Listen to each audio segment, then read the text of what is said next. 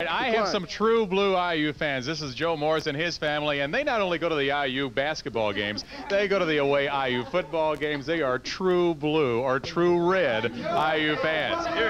What did you all think of the game tonight? Were you worried at any point there, Joe? Scared to death. Better than 76, better than 81, best ever. The best tournament you think you've ever seen. How about you guys? Absolutely.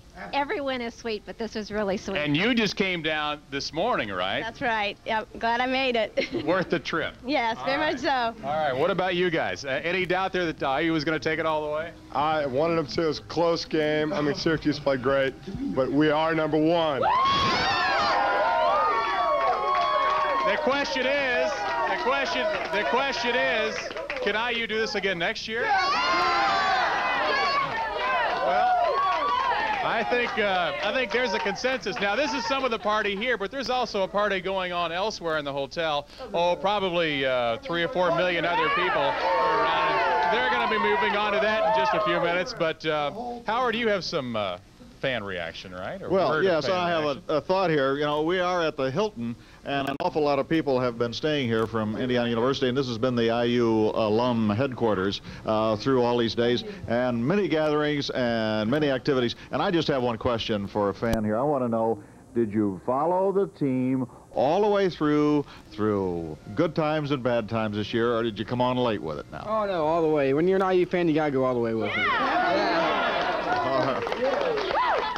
Okay, now right after this game ended, Cy Jenkins was around the Superdome talking to people and getting some initial reactions. So let's go now for that report from Cy Jenkins.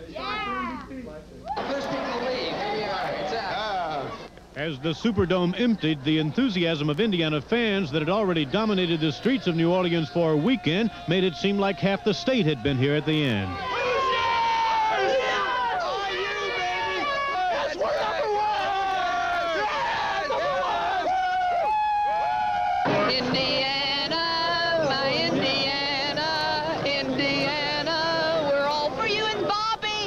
Bobby and I deserve to have his name recognized. We love Bobby Knight. Born and raised in Syracuse, so we came down for the game to support Syracuse, but couldn't ask for a nicer game, and I'm sort of happy for Indiana, just like I'm happy for Syracuse to be here. As you can see, it already says champions on it. I bought it this afternoon. I was pretty confident.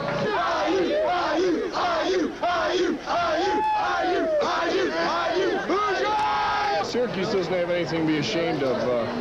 We played the game we knew we could play, and Indiana, everybody we always heard, everywhere we went, it was going to be a blowout. Well, maybe the country will start looking at Syracuse and Big East basketball. We are number one.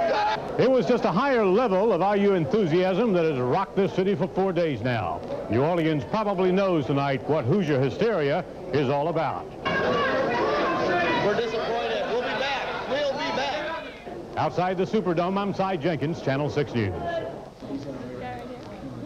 Well, you know, as we said earlier, there's another party going on in another part of the building, and I would guesstimate there's probably, well, I don't know, how many people would you say are in the other part of the building? 10,000? 10,000? Probably, yeah. So the population of New Orleans has increased considerably over this week.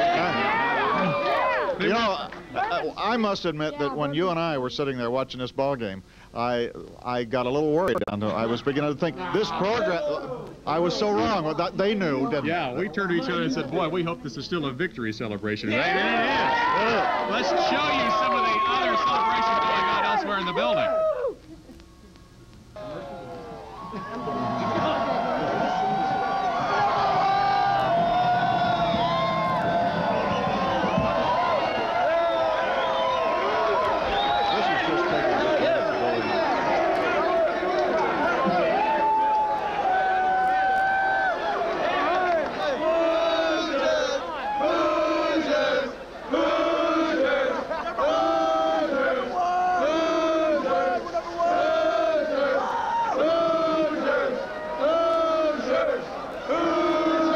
Obviously a big celebration going on all over New Orleans. Well, and if you think there's a lot going on here, what do you suppose is doing at Bloomington? Celebrating, maybe? Well, let's go back to Indianapolis. Greg Todd, Tracy Horth for more about that. It looks like the Indiana delegation is going to leave their mark on New Orleans for some time to come.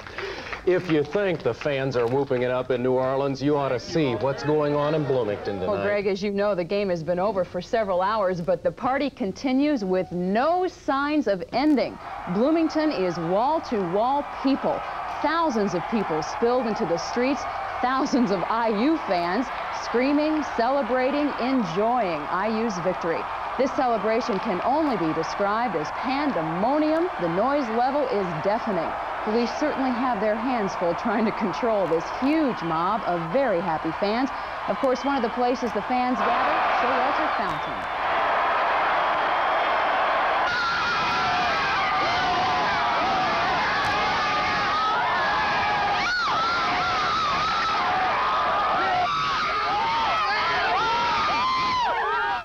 Hope they don't have any exams tomorrow morning.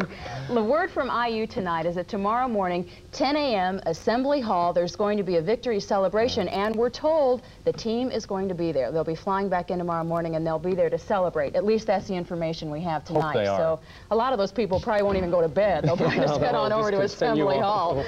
Well, just